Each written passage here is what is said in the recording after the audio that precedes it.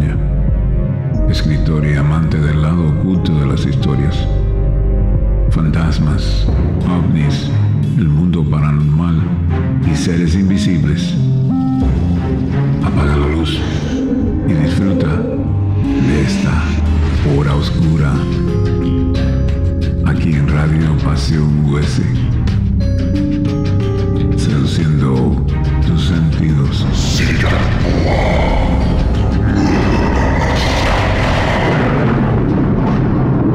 Bienvenido, bienvenida un día más a La Hora Oscura.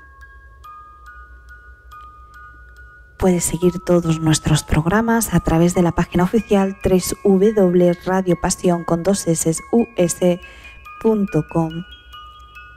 También puedes seguirnos en Instagram, Facebook, YouTube. ¿A qué esperas? Seguro que encuentras un montón de programas muy interesantes.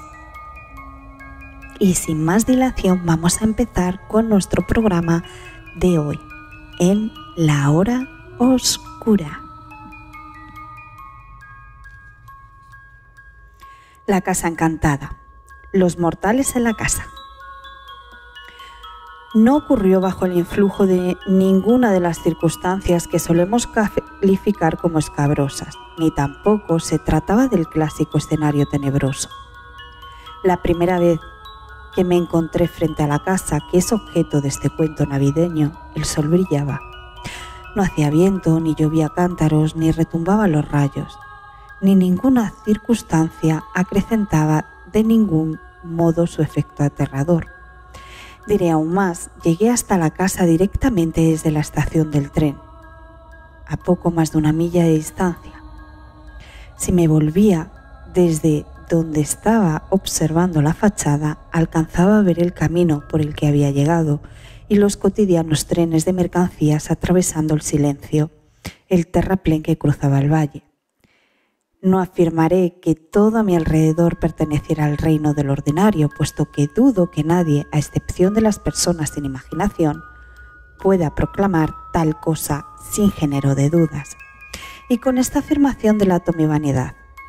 Pero me arriesgaré a afirmar que cualquiera podría ver la casa tal y como la vi yo, cualquier mañana de otoño. A continuación relataré la forma en que acabé en aquel lugar. Viajaba yo hacia Londres desde el norte con la intención de realizar una parada a mitad del trayecto para inspeccionar el paraje en cuestión.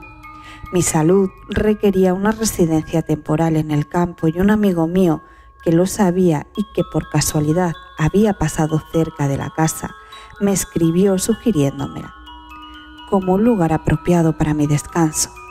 Hacia la medianoche me subí al tren y me senté a contemplar cómo brillaba la aurora boreal a través de la ventana. Me dormí y al despertarme poco después tuve esa convicción que ya había experimentado en otras ocasiones, de que no había logrado dormir en absoluto. Tan convencido me encontraba de aquello que me avergüenza de decirlo, incluso me habría peleado con el hombre que se sentaba frente a mí.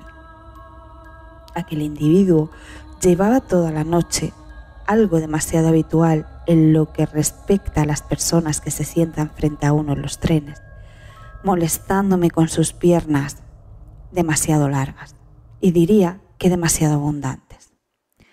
Para empeorar las cosas, al fin y al cabo, era cuánto podía esperar de él. Llevaba consigo un lápiz y un cuaderno de notas con los que tomaba apuntes sin parar sobre quién sabe qué. En un momento dado me pareció que aquellas malditas notas solían coincidir con las diversas sacudidas y vaivenes con que avanzaba el tren, por lo que me resigné a que me siguiera molestando con sus continuas anotaciones. Que me hallaba ante una especie de ingeniero civil o algo parecido, y habría seguido pensando lo mismo durante toda la noche si no hubiera sido porque pronto me di cuenta de que el caballero en realidad mantenía los ojos fijos sobre algún punto de mi cabeza y hacía como si estuviera escuchando algo. No es de extrañar, pues, que el comportamiento de aquel personaje de ojos saltones y expresión perpleja acabara por parecerme insoportable. Era aquel un amanecer lóbrego y helado, con el sol aún por elevarse. Hastiado de contemplar tanto los pálidos fogonazos propios de aquella región ferruginosa por la que discurríamos, como la densa patina de humo que me separaba de las estrellas y del incipiente día, me volví hacia mi compañero de viaje y le pregunté: «Disculpe, caballero, ¿pero acaso tengo algo raro en la cara?» Pues he de decir que parecía como si aquel momento aquel individuo tan extraño estuviera tomando apuntes sobre mí, gorro de viaje, o sobre mi cabello, haciendo gala de una minuciosidad de lo más descarado. El tipo desvió sus ojos saltones de la pared del compartimento, dando la impresión, por la parábola que describieron, de que se encontraba a cientos de millas de distancia. A continuación preguntó, con una mirada de despectiva compasión por mi insignificancia: «¿En su cara, caballero? ¿Ve, señor?», pregunté intentando fingir amabilidad. «No estoy en absoluto interesado por usted, caballero», continuó. «Mire, permítame que le explique». Enunció la vocal tras una pausa y de inmediato procedió a anotarla. Al principio me alarmé. No es cosa de broma toparse con un lunático como aquel en el expreso y no tener la posibilidad de llamar al encargado. Pensé con cierto alivio que el caballero en cuestión podría ser uno de esos miembros de la secta de los espiritistas, unos individuos, he de decirlo, por quienes siento el más alto respeto, al menos por unos cuantos, aunque no tenga fe en absoluto en lo que hace. Me disponía a preguntarle si su profesión era la de espiritista, cuando, como se dice popularmente, me arrancó la tajada de la boca. «Confío en que sabrá disculparme», dijo con cierto desdén, «si me encuentro demasiado avanzado respecto al común de los mortales para molestarme en prestarle atención.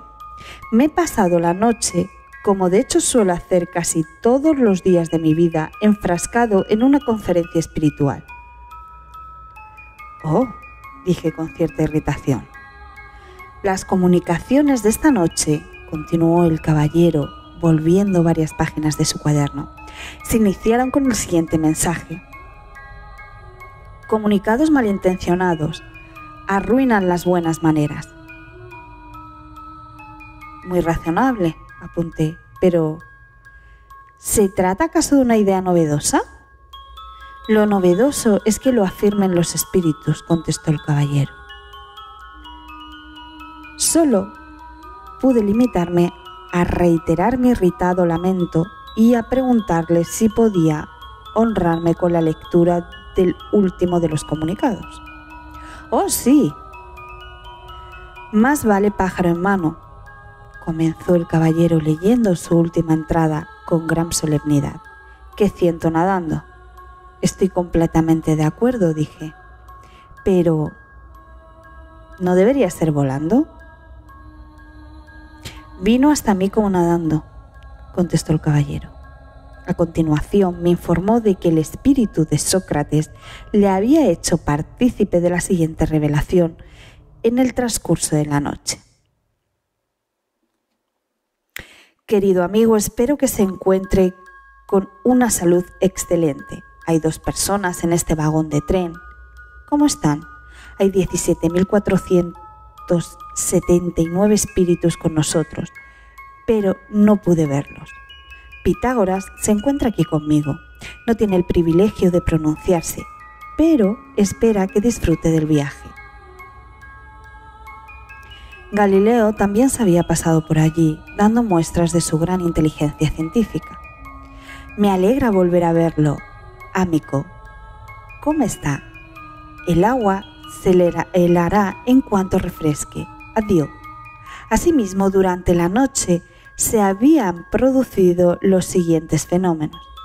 El obispo Butler había insistido en deletrear su nombre como Buller, produciendo en tales ofensas a la buena ortografía y a las buenas maneras que había sido expulsado de la reunión, hecho una furia. John Milton, sospechoso de mistificación deliberada, había repudiado la autoría de El paraíso perdido y había presentado como coautores del poema a dos caballeros desconocidos, llamados Grungers y Scandington. Por su parte, el príncipe Arturo, sobrino del rey Juan de Inglaterra, se había descrito como tolerablemente cómodo en el séptimo círculo, donde estaba aprendiendo a pintar terciopelo bajo la dirección de la señora Trimmer y de María, reina de los escoceses. Si estos apuntes finalmente acabarán viéndose sometidos al escrutinio del caballero que me honró con tales revelaciones, confío en que sepa excusar mi confesión de que la visión del sol elevándose al fin sobre el cielo, hecho que me hizo constatar la inmutabilidad de las fuerzas que dotaban de orden el vasto universo, tuvo el efecto de sumirme en un estado de gran impaciencia. Es más, de tal manera me exasperaban sus mistificaciones que me sentí agradecido de tener que bajarme en la siguiente estación y de poder cambiar aquellas nubes de vapores que emanaban del tren por el aire puro del campo. Para entonces ya había despuntado la mañana en toda su hermosura, mientras caminaba entre las hojas que se habían desprendido de las susurrantes copas de los árboles, doradas y ocres, y examinaba las maravillas de la creación a mi alrededor, considerando las leyes fieles, inmutables y armoniosas que las sustentan, comenzó a parecerme que la conferencia espiritista de aquel caballero había sido una de las peores anécdotas de viaje que pudieran ocurrírsele a uno. Estaba sumido en aquel estado de excitación mental cuando al alcance de mi vista vi la casa y me dispuse a examinarla con atención. Se trataba de una casa solitaria, edificada en mitad de un jardín cuadrado de unos 2 acres de extensión, descuidado y melancólico. Debía datar de tiempos del rey Jorge II y era tan poco elegante, tan fría, tan formal y dotada de tan poco gusto como pudieran desear los más fervientes admiradores de la estética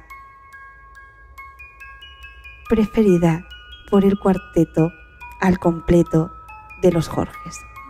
Además se encontraba deshabitada, había sido objeto durante los 2 años anteriores de algunos parcos arreglos a fin de hacerla algo más cómoda. Si defino de este modo los trabajos realizados en la casa es porque estos se han limitado a la mera superficie.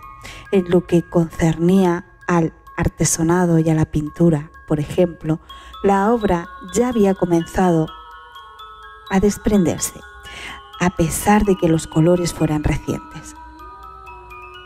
Un tablón torcido se inclinaba sobre la tapia del jardín anunciando que la vivienda se alquilaba en condiciones muy favorables a completamente amueblada. La casa se encontraba rodeada de innumerables árboles plantados inquietantemente cerca de los unos de los otros, que conferían al lugar un aire bastante sombrío. Entre ellos cabía destacar 6 altos chopos que ocultaban casi totalmente las ventanas de la fachada principal, imprimiendo sobre la edificación un carácter excesivamente melancólico. No había duda de que habían cometido un tremendo error al elegir el lugar donde plantarlos. No hacía falta ser muy avispado para constatar que se trataba de una casa que la gente evitaba, una casa que había sido rechazada por los habitantes del pueblo cercano, hacia donde se dirigía mi mirada de continuo, siguiendo la aguja de una iglesia, situada a algo más de media milla de distancia. Se trataba, en resumen, de una casa que nadie en su sano juicio alquilaría, y de todo esto podía inferirse que se trataba de una casa encantada. No existe hora alguna de entre las 24 de las que consta el día que me resulte tan solemne como las primeras de la mañana. Durante el estío es mi costumbre levantarme muy temprano para encerrarme en mi estudio, a despachar, antes incluso de desayunar, el trabajo diario. En tales ocasiones nunca dejo de sentirme impresionado por el silencio y el sosiego que me rodean. Es más, hay algo espantoso en encontrarse con ciertos rasgos familiares sumidos en la quietud del sueño, puesto que tal visión nos hace conscientes de que aquellos que nos son más queridos y que a su vez nos aman a nosotros, cuando se encuentran en un estado de profunda e imperturbable inconsciencia, anticipan esa otra condición misteriosa a la que todos nos vamos acercando irremisiblemente.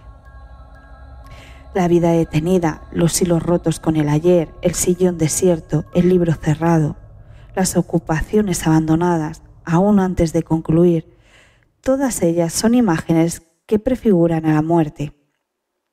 La quietud de esas horas es un reflejo del desasosiego, de los momentos postreros. La luz mortecina y el frío de la mañana tienen connotaciones similares. Incluso el aire familiar que emana de los objetos cotidianos, despertándose entre las sombras de la noche. Nos infunde un aire dudoso de que acabamos de comprarlos y nos traslada hasta el pasado. Y esta impresión incierta también coincide con la pérdida de la imagen ajada producida por el tránsito mismo, puesto que la muerte vuelve a regalarnos una extraña apariencia de juventud. Recuerdo que fue hasta ahora tan temprana cuando se me presentó mi primera aparición. Se trataba de mi propio padre. Aunque mi progenitor se encontraba vivo y gozaba de buena salud, y la visión no constituyó en modo alguno un oscuro presagio. Lo cierto es que ocurrió en plena mañana. Estaba sentado en una silla, dándome la espalda, al lado de mi cama. Apoyaba la cabeza en su mano y no podría decir si dormía o si solamente se encontraba apesadumbrado. Asombrado al verlo allí, me incorporé y me levanté de la cama para observarlo con mayor detenimiento. Como no se movía, lo llamé repetidamente. Continuaba sin moverse, de manera que comencé a preocuparme y apoyé mi mano en su hombro, o en el lugar en el que creí que se encontraba su hombro, porque allí no había nada. Por todas esas razones y por otras menos sencillas de exponer de forma tan escueta, encuentro que las primeras horas de la mañana son, para mí, el momento más fantasmagórico del día. A esa hora todas las casas me parecían encantadas, de un modo u otro, y por otro lado, una verdadera casa encantada tendría menos oportunidades de parecérmelo a otras horas del día.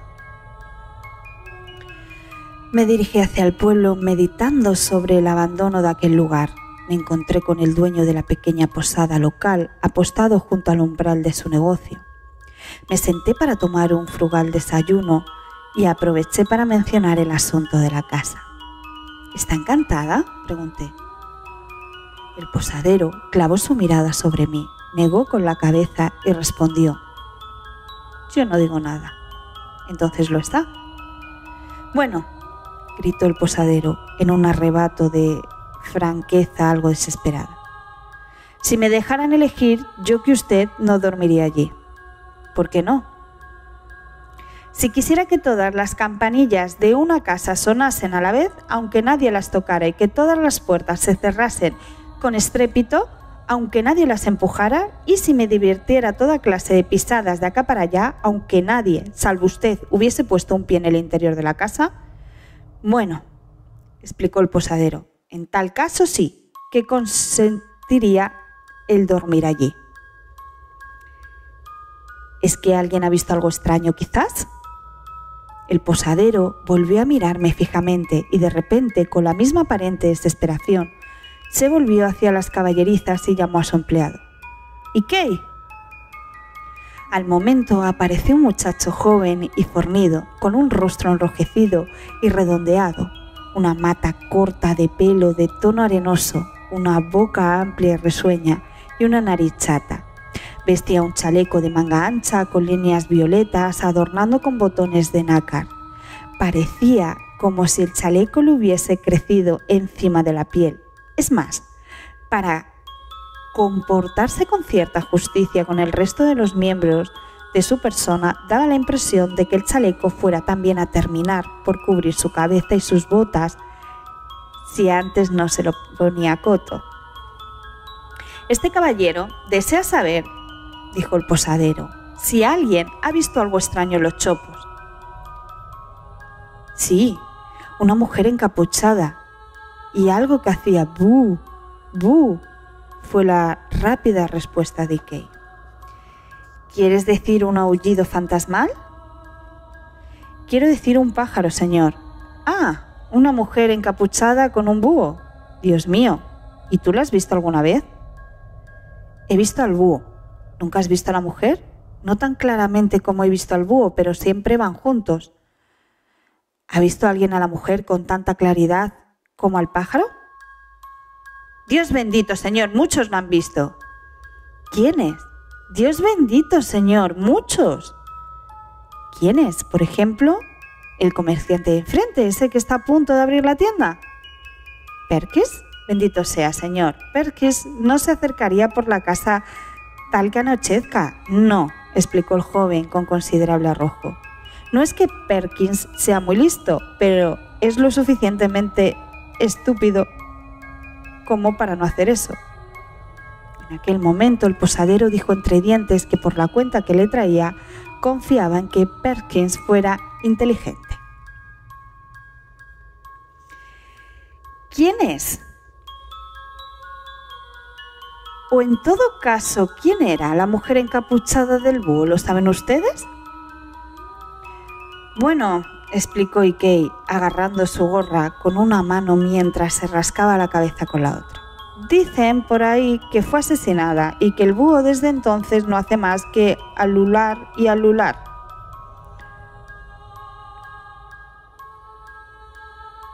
Este escueto resumen de los hechos fue todo lo que logré sacarles a aquellos dos sobre el asunto, además de que a un joven lugareño que me aseguraron que tenía tan buena salud y era tan robusto como cualquier otro que hubiera visto en mi vida, le entró un ataque y sufrió de espasmos justamente después de toparse con la mujer encapuchada. Y también me dijeron que un cierto personaje vagamente descrito como un hombre mayor, de esa clase de vagabundos tuertos que se hacen llamar Joby, a no ser que les llames Greenwood, y que cuando lo haces te dicen «¿por qué no?», pero incluso si está usted en lo cierto, lo mejor será que se ocupe de sus propios asuntos. Se había encontrado con la susodicha mujer encapuchada unas 5 o 6 veces, pero ninguno de los dos testigos me sería de utilidad, puesto que el primero residía en California y el segundo, como bien decía Ikei, extremo confirmado por el posadero, podía encontrarse en cualquier lugar.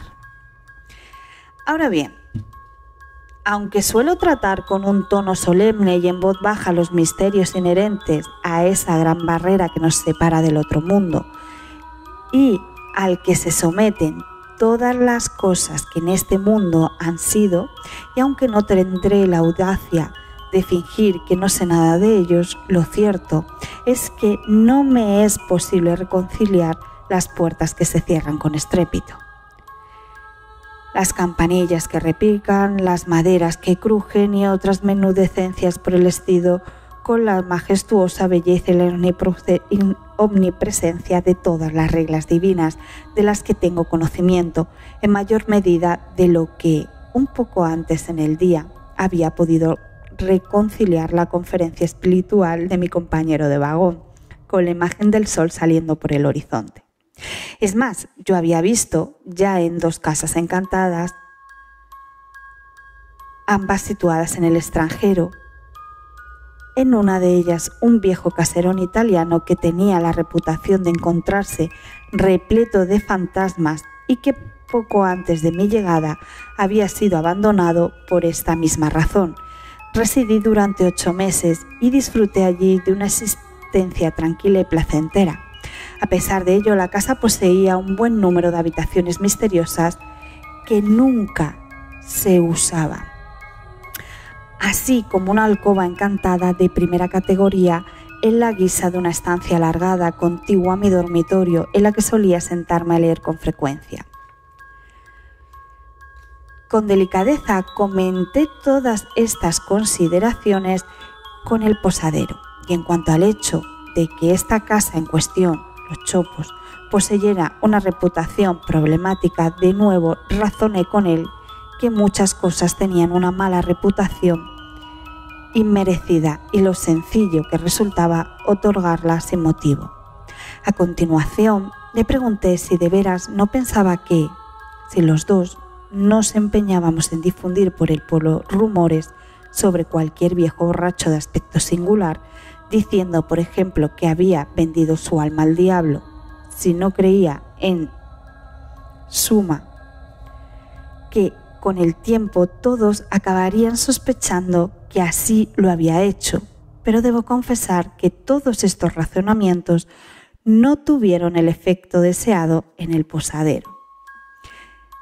Todo mi parlamento se reveló totalmente inefectivo. He de decir, y constituyo uno de los mayores fracasos en este capítulo que he experimentado en toda mi vida.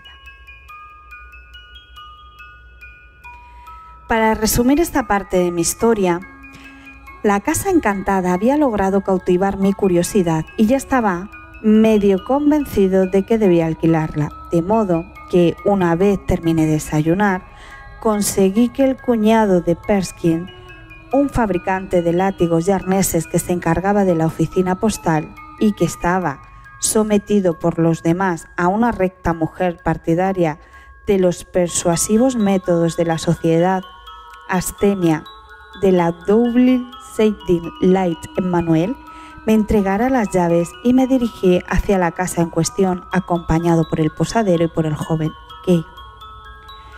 Encontré en el interior de la casa trascendentemente lóbrego, tal como había esperado. Las sombras de los pesados árboles ondulaban caminantes y lánguidas sobre la fachada principal, contagiándola de una tristeza inabarcable. La casa se encontraba mal ubicada, mal construida, mal planificada y mal equipada. La humedad campaba a sus anchas. La madera, podrida, evidenciaba la existencia de innumerables hongos y podía mascarse la presencia de ratas. Parecía que la casa en general fuera la víctima callada de aquella clase de decadencia indescriptible que va depositándose sobre cualquier obra humana cuando ésta es abandonada a su suerte. Las dependencias de la cocina eran demasiado amplias y se encontraban bastante alejadas las unas de las otras. Tanto en las dependencias de los amos como en las de los sirvientes, las fértiles alcobas se encontraban separadas entre sí por pasillos extensos y yermos. Por si no fuera suficiente, muy cerca de las escaleras traseras, bajo la doble fila de campanillas de servicio, había un antiguo pozo cuya boca se hallaba recubierta por una especie de hongo verdoso que lo ocultaba casi completamente de la vista, convirtiéndolo así en una trampa mortal. Observé que una de las campanillas rezaba en las pequeñas letras blancas sobre un fondo negro: Joven amo B. Esta me dijeron que era la campanilla que sonaba con más frecuencia. ¿Quién era ese tal joven amo B?, pregunté. ¿Se sabe qué solía hacer cuando ululaba el búho? Tocaba la campana, dijo Ikei. Me sorprendió en extremo la destreza con la que el joven lanzó su gorra directamente a la campana, haciéndola repicar con un desconcertante sonido de lo más desagradable. Las inscripciones de las otras campanillas correspondían a los nombres de las habitaciones a las que conducían los hilos. Habitación de los retratos, habitación doble, habitación de los relojes, y así. Me dispuse a seguir la campanilla del joven amo B hasta su punto de origen.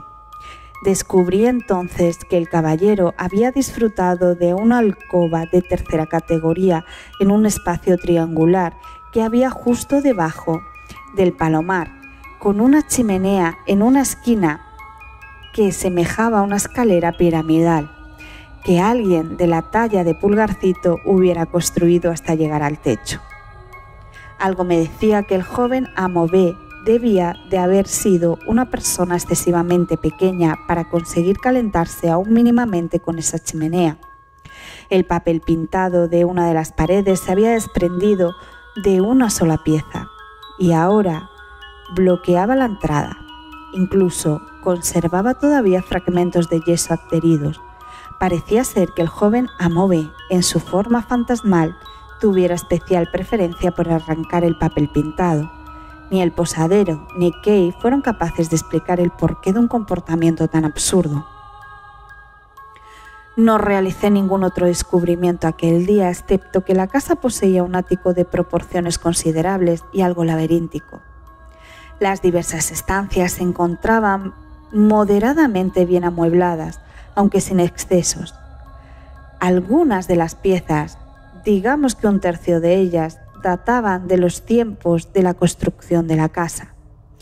El resto pertenecían a épocas diversas del último medio siglo. Se me sugirió que debía buscar a un cierto vendedor de maíz en el mercado de la capital del condado, puesto que él era la persona encargada de todos los asuntos concernientes a la casa. Así que allí me fui y tras hablar con el vendedor alquilé la casa por espacio de 6 meses.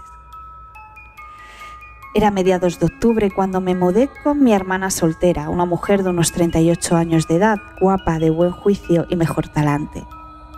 Nos acompañaban un mozo de cuadras sordo, mi sabueso turco, 2 criadas y lo que se conoce como una chica para todo. De la última tengo mis razones para puntualizar que se trataba de una de las huérfanas de San Lorenzo y que contratarla fue un error terrible.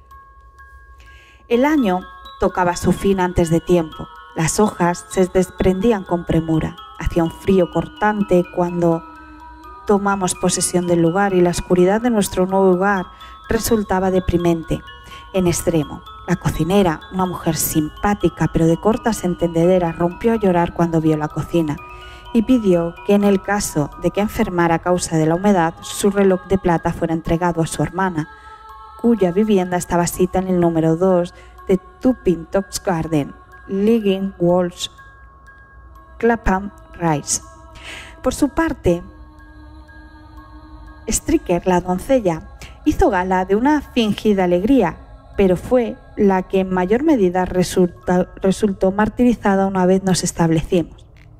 La chica para todo, que nunca había estado en el campo, era la única persona que parecía algo contenta e incluso tuvo la ocurrencia de plantar una bellota en la confianza de que saliera un roble enterito en el escueto jardín que había al otro lado de la ventana del fregadero.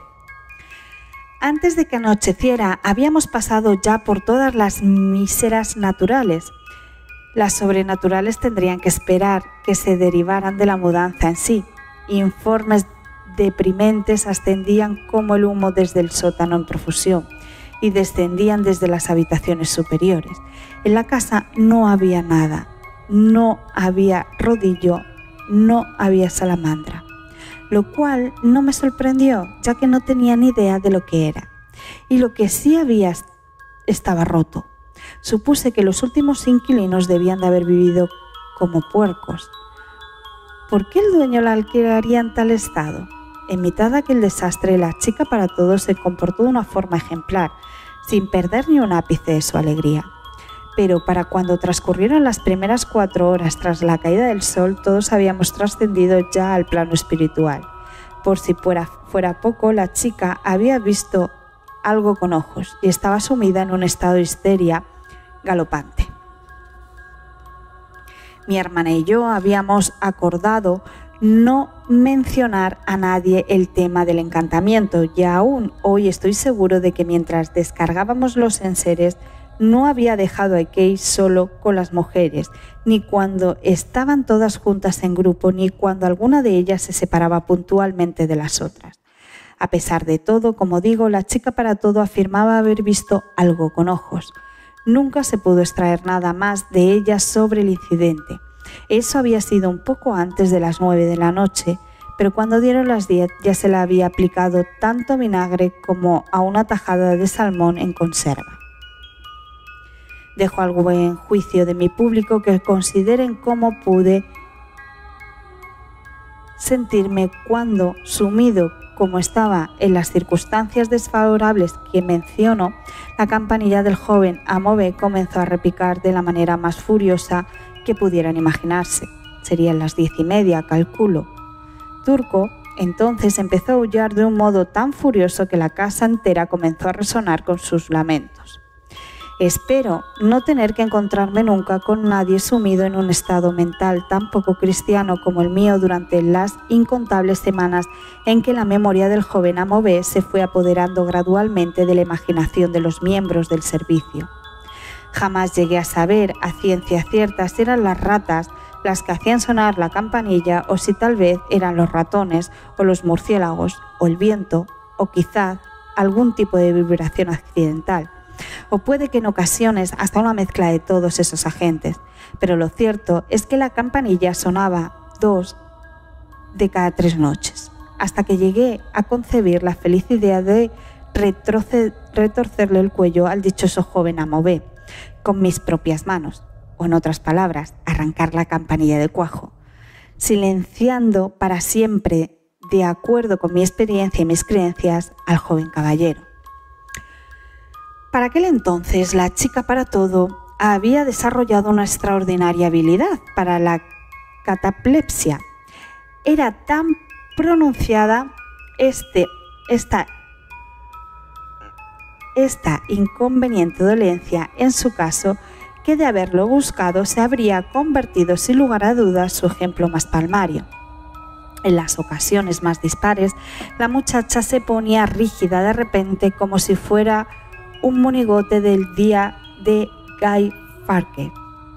Decidí dirigir un discurso a los sirvientes de la forma más lúcida posible, destacando que había encargado pintar la habitación del joven amo B a fin de que no hubiera ya papel que pudiera arrancar, que había retirado la campanilla para que ésta ya no volviera a sonar, y si les era dado imaginar que el maldito niño había vivido y fallecido comportándose de manera tal que resultaba del todo incuestionable que mereciera unos azotes en el trasero en su actual e imperfecto estado, ¿podrían llegar a imaginar que un pobre y simple ser humano como yo sería capaz de contrarrestar y limitar el poder de los espíritus incorpóreos de los muertos o de cualquier otro espíritu, empleando para ello unos métodos tan banales?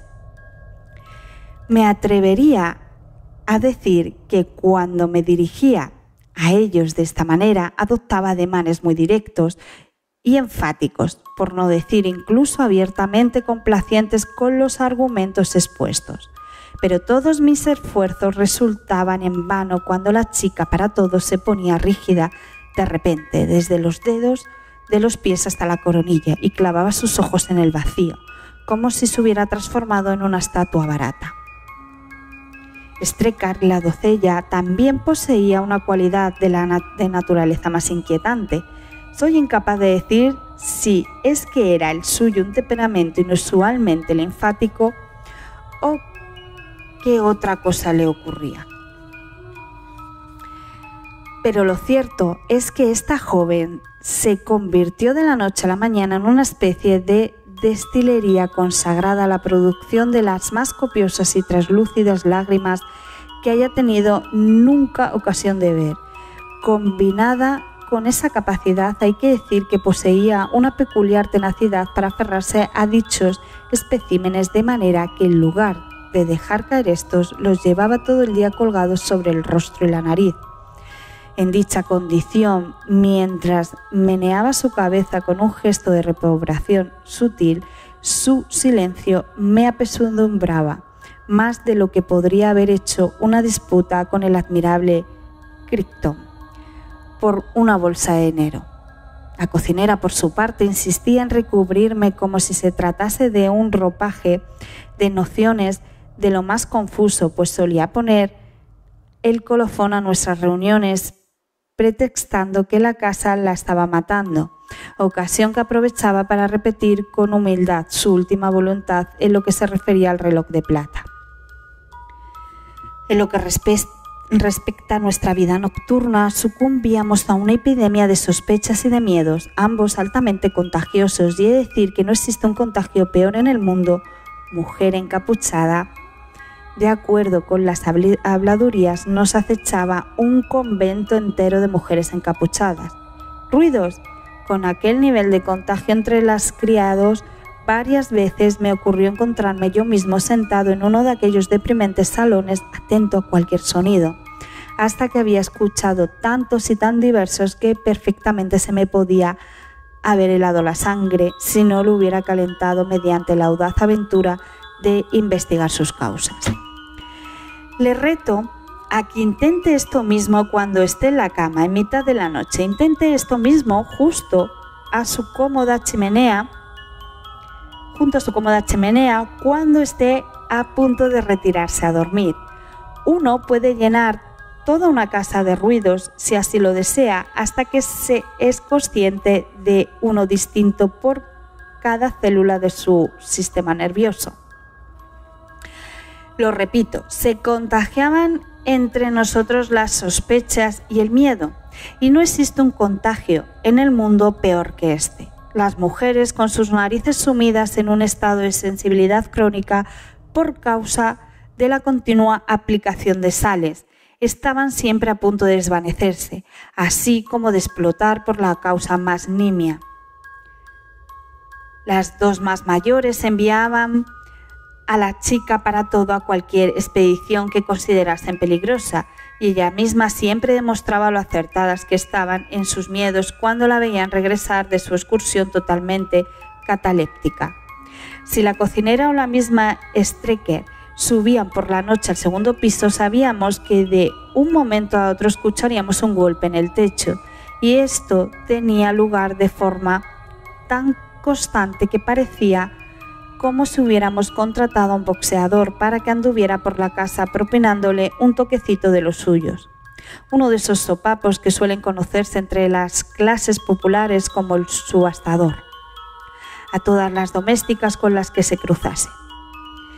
No había nada que pudiese hacerse ante tal epidemia. No servía de nada asustarse al ver un búho en el jardín, para a continuación demostrar que en realidad ese búho existía, y no era más que un búho normal y corriente.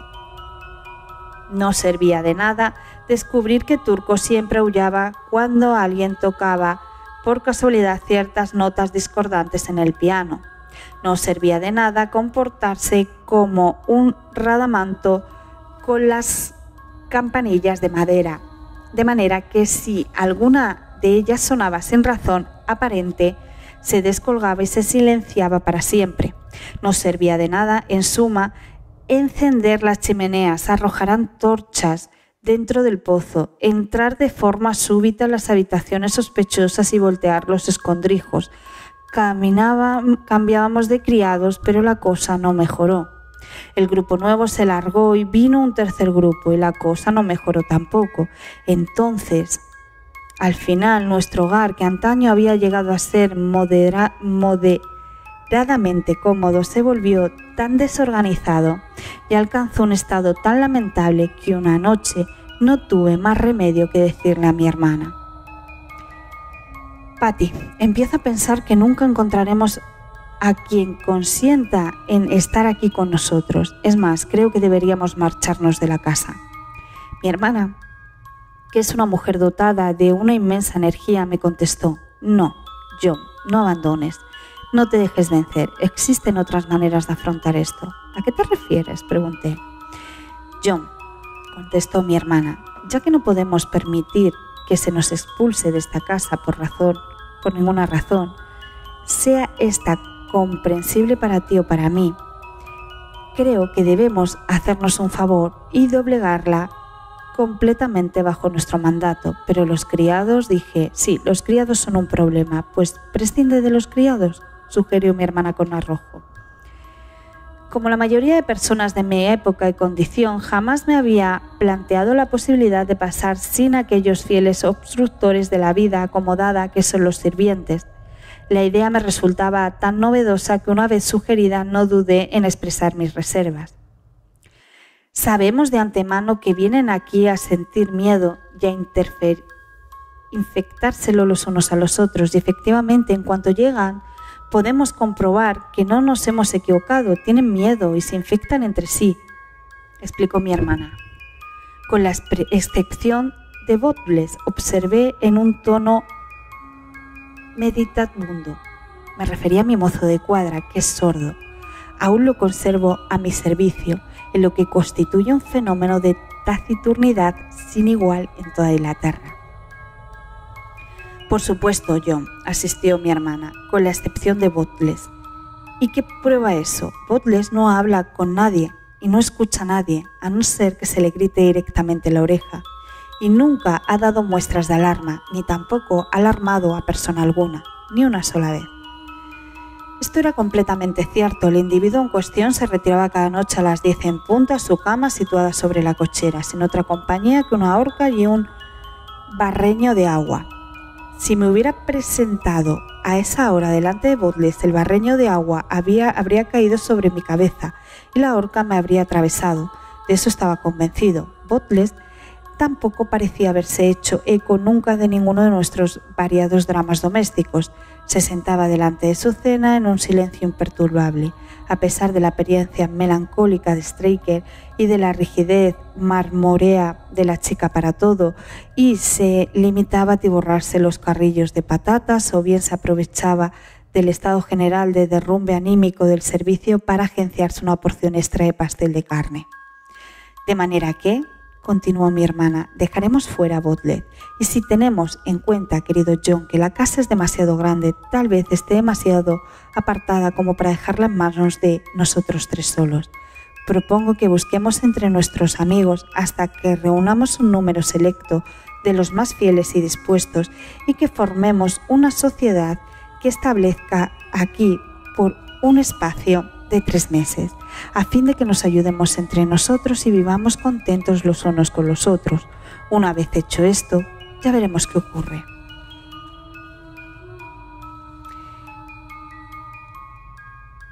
Estaba tan entusiasmado con la sugerencia de mi hermana que la abracé allí mismo y a partir de ese día dediqué todas mis energías a poner en práctica su plan. Nos encontrábamos en la 3ª semana de noviembre, pero afrontamos nuestros nuevos planes con tanto vigor y nuestra empresa fue tan bien secundada por nuestros amigos de confianza que todavía quedaba una semana para que el mes expirase cuando un nutrido grupo de alegres camaradas se reunió con nosotros en la Casa Encantada.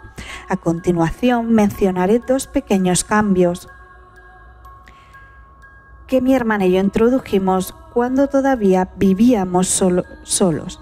Se me había ocurrido que lo más probable era que Turco se dedicara a aullar durante la noche entera dentro de la casa, quizá porque algo en mi interior me decía que prefería quedarse fuera, de manera que dispuse su caseta en el jardín y lo dejé suelto, avisando a la gente del pueblo de que cualquiera al que el perro se encontrase merodeando no debía de esperar nada menos de él que le saltase al cuello. A continuación pregunté a Ikei como sin darle importancia si entendía de pistolas.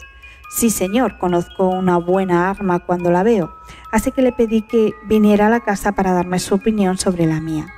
Es buena de verdad, señor, dijo Ikei tras inspeccionar el rifle de doble cañón que había comprado en Nueva York unos cuantos años atrás. No hay duda de ello, señor. Ikei, dije, no le menciones a nadie que he visto algo en la casa. ¿De verdad, señor?, susurró abriendo mucho los ojos. ¿Una mujer encapuchada, señor? No te asustes, le dije. Era una figura que se parece a ti. De hecho, sois como 2 gotas de agua. Dios mío. Ikei, dije estrechándole la mano con simpatía, incluso diría que con afecto. Si hay algo de verdad, en esas historias de fantasmas que nos cuentan, lo mejor que podría hacer por ti es disparar esa figura que tanto se te parece la próxima vez que la vea. Y te prometo, por todos los cielos, que lo haré con esta arma en cuanto se me presente la ocasión. El joven me dio las gracias y se marchó algo preocupado tras rechazar un vaso de licor que le ofrecí. Le había hablado de aquella manera porque no me había olvidado del todo de la forma en que lanzara aquella vez la gorra a la campanilla, porque en otra ocasión me había fijado en algo que se parecía mucho a una gorra de piel tirada en el suelo a poca distancia de la misma.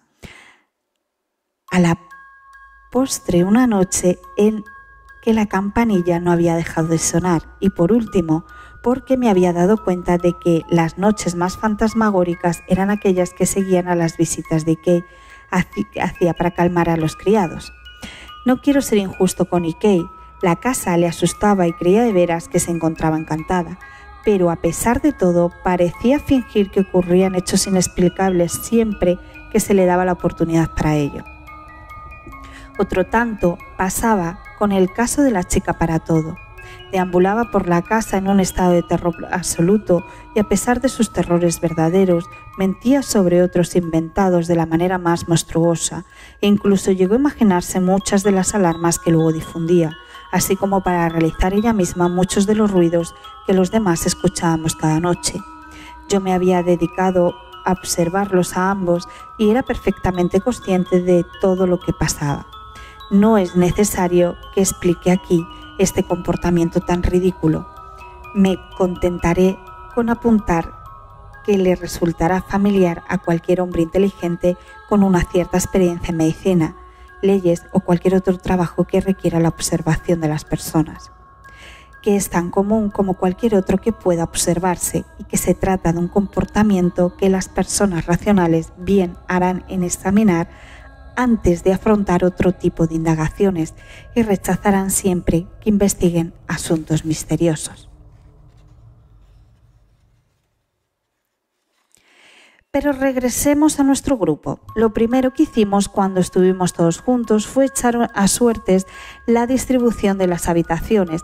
Una vez que hicimos eso y todas las habitaciones de una punta a la otra de la casa fueron sometidas a examen por parte de todos y cada uno de los presentes, nos distribuimos las distintas tareas domésticas, como si en vez de amigos de clase acomodada formásemos parte de un campamento de gitanos o fuéramos miembros de un grupo alojado en un yate o de participantes en una cacería o incluso náufragos en una isla desierta.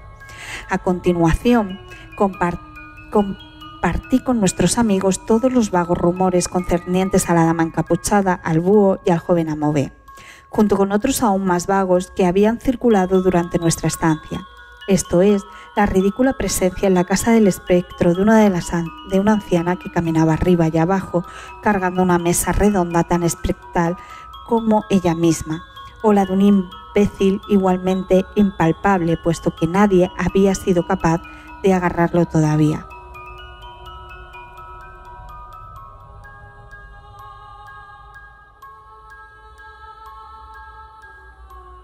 Algunas de estas nociones se habían ido transmitiendo entre nuestros sirvientes. Me atrevería a indicar, sin la necesidad de ser verbalizadas. Por último, nos reunimos para jurarnos los unos a los otros con total solemnidad que no nos encontrábamos allí para ser engañados ni para engañar a nadie. Para nosotros era casi lo mismo, que nos comunicaríamos solo la verdad los unos a los otros.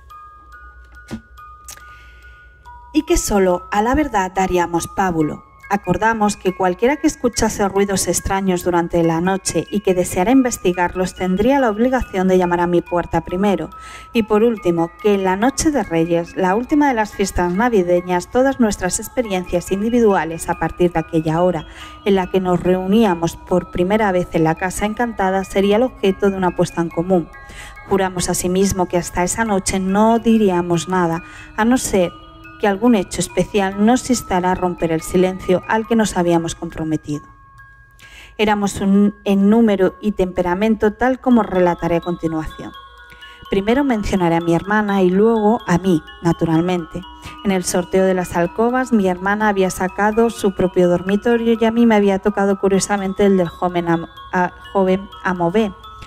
El siguiente al que mencionaré será nuestro primo hermano John Herschel, llamado así por el brillante astrónomo.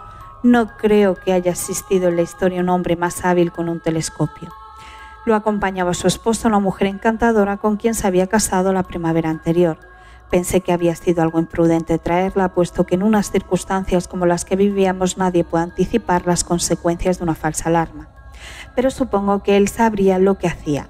Y debo decir que si se hubiera tratado de mi propia esposa, no me habría sido posible abandonar su encantador y jovial rostro. A ellos les tocó la habitación de los relojes.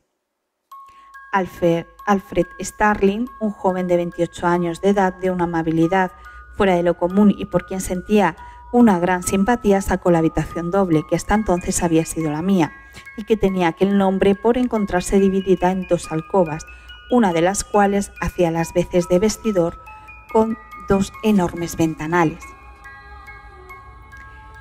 cuyos postigos ningún tipo de calza lograba atrancar con éxito y que golpeaban contra el marco de madera todas las noches sin excepción, ya hiciera viento fuera o lo que hiciera. Alfred es uno de esos jóvenes que fingen ser audaces, otra palabra que sirve para describir a los desmadrados, por lo que creo entender. Sin embargo, se trataba de alguien demasiado bondadoso y razonable como para permitirse hacer barrabasadas.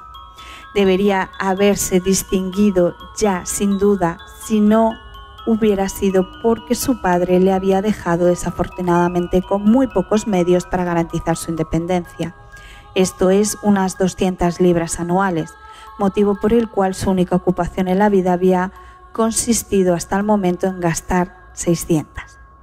Sin embargo, yo albergo esperanzas de que su banquero se rinda algún día o bien que se involucre en cualquier acuerdo especulativo por el que Alfred se vea obligado a pagar unos intereses del 20%, puesto que estoy convencido de que solo si se arruinase este joven lograría hacer su fortuna.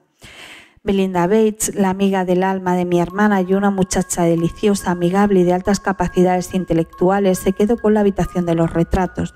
Belinda posee un genio especial para la poesía, combinado con un celo de lo más empresarial, y le van, por usar una expresión de Alfred, la misión de las mujeres, de los derechos de la mujer, los problemas de la mujer y todo aquello que tenga que ver con las mujeres, con M mayúscula, o bien con aquello que no lo tiene pero debería tenerlo, o bien con lo que lo tiene y sin embargo no debería.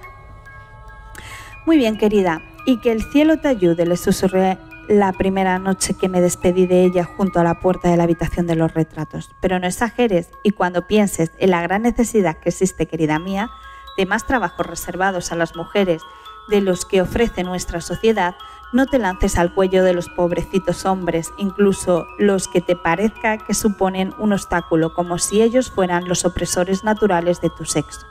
Puesto que, Belinda, créeme que en muchas ocasiones estos hombres se gastan todos sus ingresos en sus esposas y sus hijas, en sus hermanas, sus madres, sus tías y sus abuelas. Así que la historia no es como parece, no todos son lobos y caperucitas, sino que existen bastantes más personajes en la historia. Sin embargo, me salgo de mi narración. Belinda, como he mencionado, ocupaba la habitación de los retratos. Había otros 3 dormitorios, la llamada habitación de la esquina, la habitación de los trastos y la habitación del jardín. Mi viejo amigo Jack Covernon colgó su hamaca, como él decía, en la habitación de la esquina. Siempre consideraba a Jack como el marinero más apuesto que nunca había surcado los mares. Ahora peina canas, pero está tan de buen ver como hace un cuarto de siglo. Está mejor aún. Un hombre imponente, alegre, una figura fornida de hombros anchos con una sonrisa honesta, unos ojos negros y brillantes y unas prominentes cejas oscuras. Las recuerdo todavía más negras y debo decir que mejoraban bajo su nuevo aspecto con esos trazos plateados que las recorrían. Jack había estado en todos los lugares donde ondea nuestra bandera nacional con la que comparte el nombre, y en mis viajes he encontrado viejos camaradas suyos en el Mediterráneo y en la otra orilla del Atlántico, todos los cuales han sonreído y se han animado tras la mención casual de su nombre y me han preguntado: ¿conoce a Jack Governor? Entonces conoce usted a un hombre como no hay otro. Así es él. Y es de forma tan incuestionable un oficial de la Marina, que si fueran a encontrártelo saliendo del iglú de un esquimal cubierto de una piel de foca, podrías persuadirte de que en realidad vestía un uniforme naval completo. En esta ocasión, Jack posó sus ojos irrefulgentes sobre los de mi hermana, pero al final acabó desposando a otra dama y se la llevó a Sudamérica, donde la dama falleció. De esto haría unos 12 años o quizás más. Cuando llegó a nuestra casa encantada, consigo traía un pequeño barril de carne de ternera en salazón, y eso era porque estaba absolutamente convencido de que toda la carne que no conservaba él mismo no era más que carne pasada e invariablemente siempre que bajaba a Londres incluía una pieza de este manjar en su equipaje. También se ofreció a traer consigo a un tal Nat Baet, un viejo camarada suyo, capitán de un buque mercante. El señor Beaver, con una cara y una planta tan rígida como si hubiera sido tallado en madera y aparentemente igual de fuerte, se mostró ser un hombre inteligente, con un montón de experiencias marinas y una gran cantidad de conocimientos de tipo práctico. Algunas veces le sobrevenía un curioso nerviosismo en apariencia del resultado de alguna vieja enfermedad, pero apenas le duraban unos minutos. Se quedó en una habitación de los trastos. La compartió con el señor Underey, mi abogado y amigo, que había venido como amateur y con el cometido de acabar con esto cuanto antes. Como él mismo decía, hay que recalcar que el señor Underey jugaba al witch mejor que cualquier otro nombre que hallara incluso en las Luis, desde la cubierta roja del principio de la cubierta roja del final.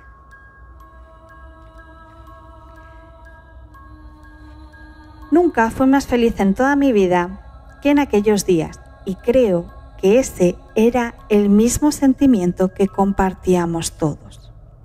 Jack Governor, un hombre dotado de maravillosos recursos, fue nombrado el cocinero en jefe y preparó para nosotros algunos de los platos más deliciosos que he probado en mi vida, amén de varios curries a los que más valía no acercarse. Mi hermana ejercía de subchef y pastelera. Starling y yo actuábamos como pinches, alternando nuestros turnos, y en las ocasiones que requerían más trabajo, el cocinero jefe obligaba a trabajar al señor Beaver. Disfrutábamos de una cantidad de deportes al aire libre y hacíamos bastante ejercicio, pero jamás se nos ocurría saltarnos ninguna de nuestras obligaciones. Y no existía mal humor o malentendidos entre nosotros. Nuestras veladas nocturnas eran tan deliciosas que al menos teníamos una razón positiva para que no nos apeteciera irnos a la cama por la noche. Durante las primeras veladas nocturnas se dispararon todas las alarmas. La primera noche Jack se despertó golpeando mi puerta con una descomunal linterna de navío en la mano, un artefacto que semejaba a las agallas de algún monstruo de las profundidades, para informarme de que se proponía subir a lo alto del todo para arribar la veleta. Era una noche tormentosa y protesté ante su disparatada idea, pero Jack llamó mi atención sobre el hecho de que la veleta emitía un sonido que recordaba de algún modo a un llanto desesperado, y afirmó que alguien estaría muy pronto dándole las buenas noches a un fantasma si no se hacía lo que él sugería, de manera que decidimos subir hasta el tejado de la casa. El señor Beaver nos acompañaba. Yo apenas podía mantenerme en pie a causa de la fuerza del viento. Jack, armado con una linterna, y el señor Beaver detrás, escaló hasta la punta de una cúpula y unos 12 pies por encima de las chimeneas, agarrándose a Dios sabe qué, y con una frialdad que me heló la sangre martilleó la veleta hasta que la arrancó de cuajo. Los dos caballeros se encontraban de tan buen humor al encontrarse en aquellas alturas y con aquel tempestuoso viento azotándoles la cara, que temí que no estuvieran intención de bajar nunca. Algunas noches después volvieron a salir y arrancaron la tapadera para pájaros de una de las chimeneas. Otra noche cortaron una tubería ya que emitía un sonido como de llanto atragantado. Cada noche encontraban un nuevo que hacer. Recuerdo incluso varias ocasiones en que ambos, haciendo gala de la mayor intranquilidad que pueda imaginarse, se lanzaron por las ventanas de sus respectivas habitaciones para darle lo suyo a algo misterioso que rondaba el jardín. El acuerdo entre los presentes se cumplió a rajatabla y nadie reveló nada. Lo único que sabíamos era que si la habitación de alguien estaba embrujada, nadie pareciera verse especialmente afectado por ello.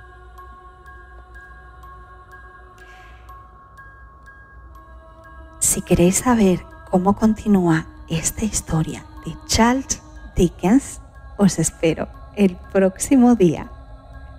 Recordar, jueves a las 10 p.m. en México y viernes a las 10 p.m. en España. Os mando un fuerte saludo a todos. Gracias por escucharnos un día más.